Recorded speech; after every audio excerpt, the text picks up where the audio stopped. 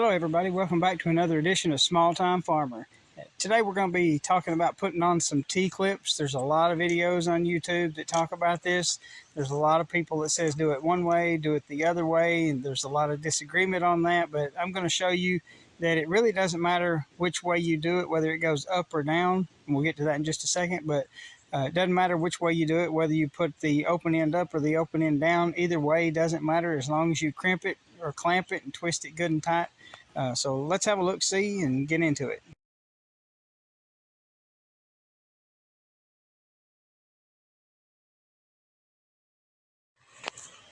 Here you can see I've already gotten started stringing my barbed wire fence. This is a 15.5 gauge 4-point, and I've got a few of them already done here, but see if I can get you up close. This is a T-post clip. You can buy them at any of your farm stores, Co-op, Tractor Supply, Rural King, anywhere like that. Place this around your wire. This comes around the back and right over the top. Some people say don't do it that way. Some people say do it that way.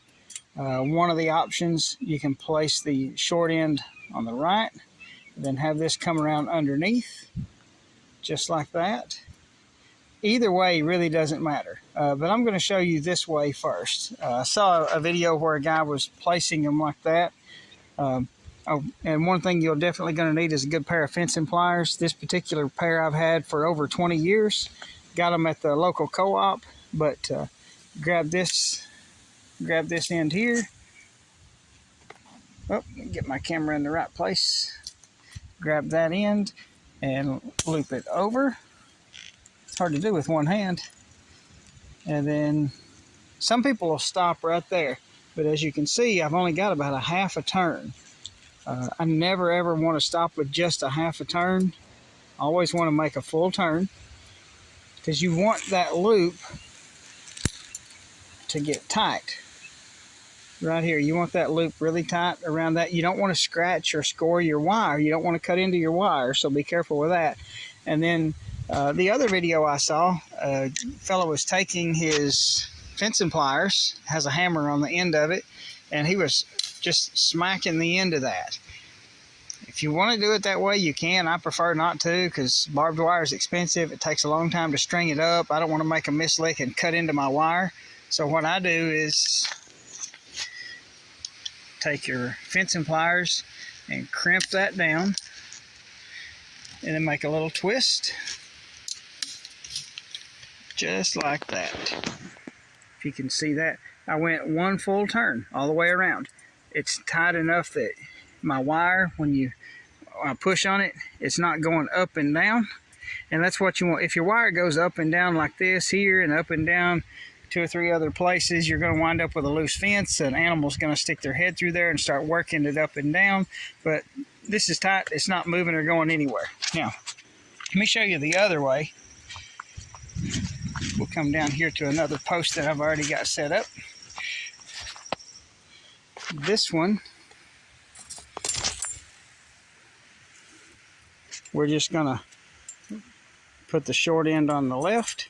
A couple of videos calls them horns. I don't think that's probably just a name that somebody's picked out for that, but anyway, we'll put the long end on the right, and if I can hold that still with there, and take our pliers. Once you get a hold of it with your pliers, you can completely let go of everything. If you've got it locked in good and tight, you want to come around and make a loop. Go all the way around. Be careful not to cut into your wire. You sure don't want to cut that. And then right here, crimp it. I've got about a half a twist. You don't want to stop with a half a twist, because an animal can work that loose. So come over here, and pull that down, and I have made a full, almost. Now, got a full turn in that, and it got just a little wiggle, so that means I'm loose somewhere. I'm going to give both sides just about a quarter of a turn. And that is tight. And if you can see, I have not cut into the wire anywhere. You don't want to cut into your barbed wire. Got that good and tight. And that's how you put on a T-post clip. I appreciate you joining today. And if you have any comments, leave them below. Any suggestions or anything that you would like to see in the future, let me know. There's my barbed wire fence, what you can see of it. But thank you and have a great day.